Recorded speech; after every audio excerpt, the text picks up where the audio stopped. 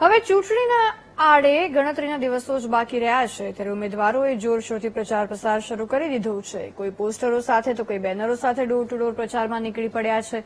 પરંતુ અમદાવાદમાં તો ભાજપના નેતાઓ ઈવીએમની પ્રતિકૃતિ લઈને ફરતા નજરે પડ્યા. ત્યારે કેવી રીતે નેતાઓ પ્રચાર સાથે જનતાને ટ્રેનિંગ આપી રહ્યા છે, આવો જોઈએ.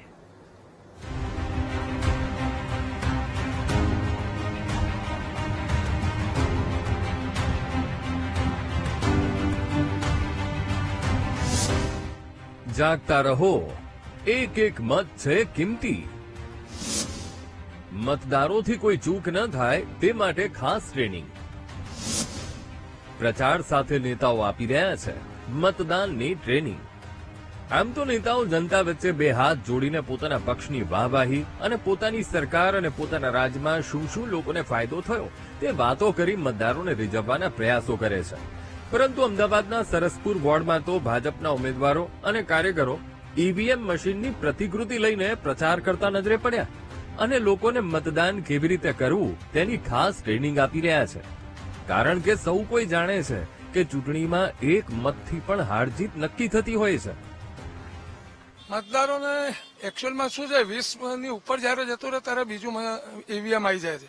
તો હવે મતદારોના મનમાં કોઈ શંકા ન રહી જાય કે મારું ચોથું કમળ છે ક્યાં, કેમ કે એક કમળ જતું રહ્યું છે બીજા ઈવીએમમાં. એટલે મેં શરૂઆત કરી મતદારોને સમજાવવાની કે 6 નંબર ઉપર ચિરાગભાઈ ઠાકોર જે અમારા ઉમેદવાર છે ભારતીય જનતા પાર્ટીના, અને 7 નંબર ઉપર ચંદ્રિકાબેન પટેલ એ ભારતીય જનતા પાર્ટીના ઉમેદવાર છે, અને 10 નંબર ઉપર ભારતીબેન વાણિયા, અને 16 નંબરનું જે એક કમળ છે એ બીજી ઈવીએમમાં જતું રહે છે જે મારું પોતાનું છે રાજકુમાર રાજપૂતના નામે.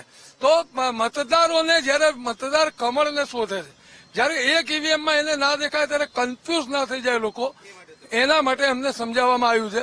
અને નીચે પાછું એમને એ બતાવવામાં આવ્યું કે પોતાના વોટ આપ્યા પછી નીચે રજીસ્ટર્ડનું એક બટન એ મહત્વનું છે કે એક ઉમેદવારે ઘણા વોર્ડમાં 4 મત આપવાના રહેશે.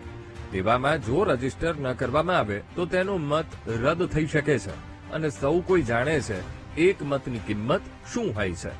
ત્યારે નેતાઓ હવે ઈવીએમની પ્રતિકૃતિ સાથે પ્રચારના મેદાનમાં ઉતર્યા છે, જેથી તેમનો કિંમતી મત રદ ન થાય અને હારનો સામનો ન કરવો પડે.